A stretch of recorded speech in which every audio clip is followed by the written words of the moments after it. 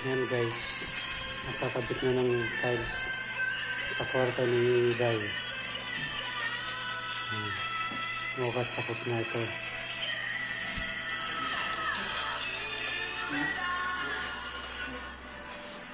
Ito naman yung handrail ng hagdan.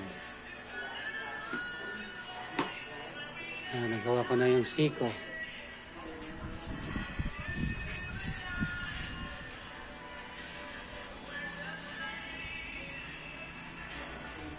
Pipinturahan ito bukas.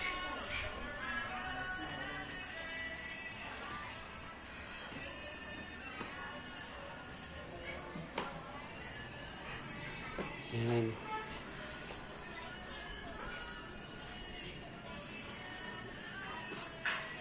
First coat na ito bukas ng epoxy primer. Tapos tanghali hapon nakasahin ko na ito.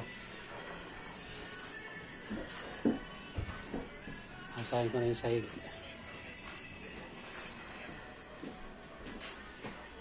Ayan, ganito na lang. Extra ka pa. Extra.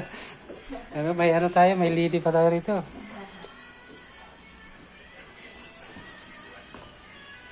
Okay, sabay-bay nyo na lang sa susunod na kabanata. Thank you for watching.